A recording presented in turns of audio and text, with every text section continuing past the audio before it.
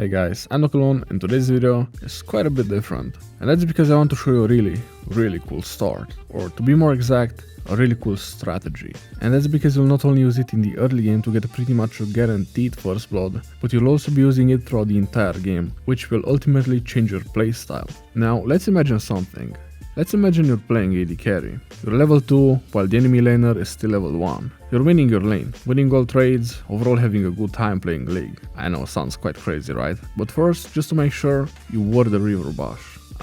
Safe from the enemy jungler, safe from that pesky Shaco. He's definitely topside by now. You push a bit more in, thinking that you've won the bot lane. While all of a sudden, the enemy AD carry randomly jumps in. You're thinking to yourself, what is this guy doing? That Shaco's nowhere near, while his support is too low HP to help him. I mean, what the heck is he thinking? It's gonna be an easy first blood. But then, all of a sudden you wake up with 3 enemies on top of you. And while the Shaco's making sure that you won't die a virgin, you realize that Leona's out of possession. You end up dying like a dumbass, having no idea what just happened. Jhin did manage to kill Thresh, but it's mostly because he's my pre-made. And we all know that pre-mades always int. Anyways, F, rest in peace, requiesca in pace. After, Jhin just finds himself dead and confused. His trusty Leona, just like a true support, follows him the quickest way back to base. Nice flash, by the way. We push the wave, and bot lane is pretty much done. It's GG. Now you might ask yourself, what the heck have I just witnessed? And let me tell you, this is just 1% of the true power of TP Shaco. The fact that you can TP the second you get to level 3, while the bot lane is still level 2 or even level 1, it's insane. Also, you can obviously do the same thing on the top side. Now you might say, fine, that's quite interesting as far as weird things go. But let me interrupt you real politely and say that's not all. Because what I'm about to show you will indignate Shaco's whole career. I'm about to end this man's whole career. But first, let's start from the beginning, because I feel like I have this thing enough by now. And I actually want to show you how to do it step by step. Also, if you guys enjoy my content and want to see more, don't forget to like this video and to subscribe. It's actually free. It's free real estate. Now, the way you want to do this strategy is as following. As soon as you spawn, you want to get a jungle item and a control ward. Yes, a control ward. And that's because you don't need no verifiable bullshit. That's just for pussies that can even do the raptors without losing all their HP. Now that you're all set up items wise, you want to look at both teams and decide which lane do you want to prioritize. Is it the top lane or the bot lane? If your bot lane has a support like Thresh with an AD carry that can easily follow up, while the enemy bot lane has champions that are less mobile, that's your target. Or if you're pre-made and your friend is playing Blitzcrank top lane, I swear to god, these pre-mades are always trolls.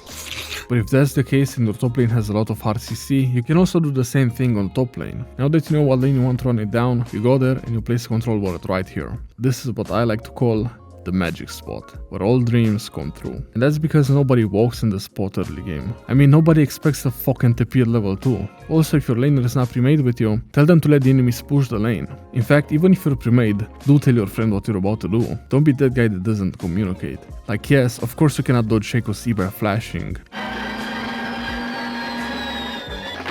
Anyways, when you TP, if the enemies push their bot lane, you'll have a better chance at getting them, for obvious reasons. And for the people in the back, the reason is, the more push the lane is, the more likely it is that your game will succeed, because it'll take more time for the enemies to go back under their tower, where they are safer, meaning that you'll have a lot more time to clap them.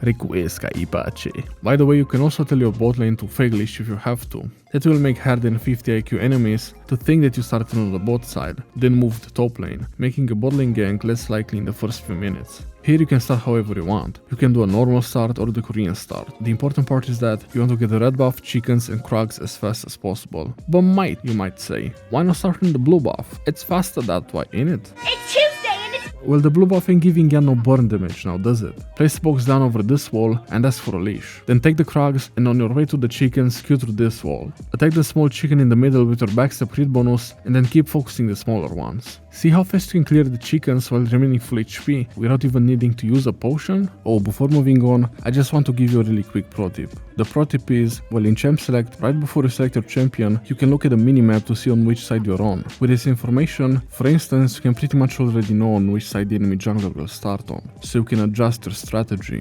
Also, is it just me or the scaler always tries his best to avoid your boxes? Like, come on man, just walk into it, stop hugging the damn wall. Anyways, moving on, now that you go level 3, TP bot lane. And holy smokes if anyone expects such a stupid TP. Better yet, because the control ward is placed so sneakily, they won't even see you TP. Boom, easy double kill. And as I said, after you push the wave, the enemies will lose even more XP. Oh, and I forgot to tell you, TP now gives you a shit ton of movement speed, so you can just queue in and be fast as fuck, boy. On top of it, here are actually a few more places where you can place your control ward. And even though some are more far away, because of the movement speed TP gives you, you can still make them work. I mean, options baby, place that damn ward wherever you want to. That's the fun part about the strategy, adapt it as you like, but always try to find a way to win the early game by TPing on a super weird and unexpected control ward that you've placed.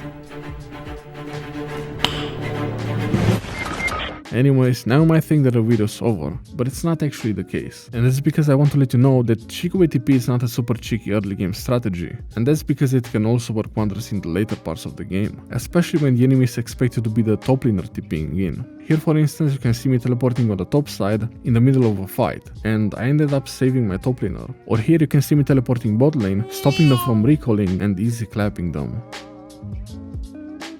Another awesome thing about TP Shaco is how you can have a really low cooldown on it later in the game, as the TP's cooldown scales with level, meaning that you can use it more often, and you can make plays with your teammates, especially if you flank your enemies with it, or you can just use it to catch enemies that are trying to get away from your team. Especially because, as I said earlier, you get a super sweet movement speed, so you can catch almost anyone, and on top of it all, because you're Shaco, you can instantly use your Q. Now you have a super fast bomb that the second touches anything, it one-shots it. And on top of it, if you're playing pre-made, ask your pre-made to TP as well. So whenever you're in a bad situation, you can just drop a box down and have your friend TP on it and completely turn the fight around.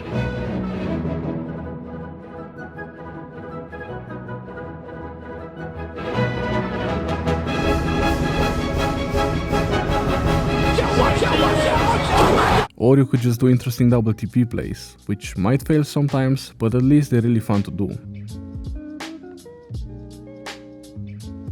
Or you could just do really cheeky backdoors with it, and because of the Essence River plus Clone plus Box, you can delete the Nexus. Or you can just let the box do it for you. Good job, box. It's not only amazing what you can do with TP Shaco, but it's also fun you have to play with it, and it's hilarious how you can turn fights around. Anyways, when it comes to what runes I like to use with this strategy, I'm running a standard domination 3 with precision as secondary. For my main keystone, I'm using Hail of Blades, so I can have a super neat burst damage in the early game after TPing. Then I take Cheap Shot for even more damage in the early game, Eyeball Collection for scaling, and Relentless Hunter for faster roaming. Then I take Legendal Accuracy for the neat attacks with bonus, and lastly Coup de Grace for that sweet last hit. When it comes to what builds I like playing with, I primarily run Dusk Blade with Essence River in full crit. Although the only thing you need to watch out for with this build is that sometimes, no matter how fed you are, a tank will still probably 1v1 you. But the cool thing about a Dusk Blade is that you can power spike early, and besides that, its passive that turns you invisible can be really useful, especially when trying to go for a multi-kill.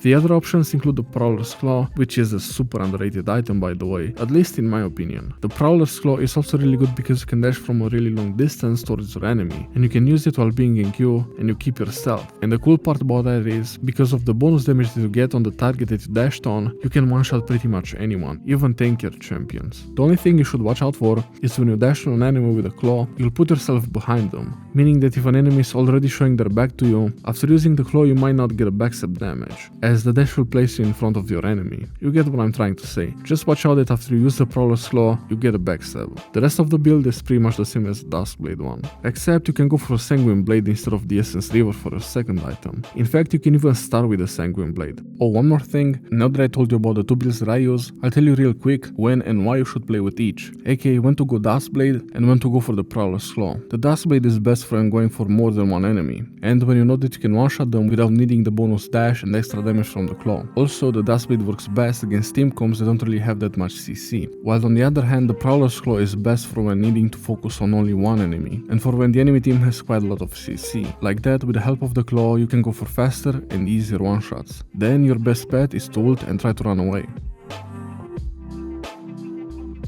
Psych! That's it guys, that's the strategy and those are the builds. If you've watched this video until the end, thanks a lot for watching then. Please do try this strategy and let me know how it went in the comments. Also, I'm dying to know what you guys think about it. Is it troll or just a 1 million IQ move? Anyways, thanks again for watching. If you want to see more crazy videos from me, don't forget to like, subscribe and enable the notification thingy so you can be one of the first guys to win the ranked games, trying whatever new dumb stuff I came up with. And as always, until next time, don't trip and break your necks. Stay safe.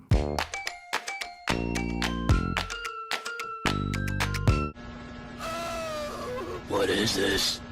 It's a meme, Batman.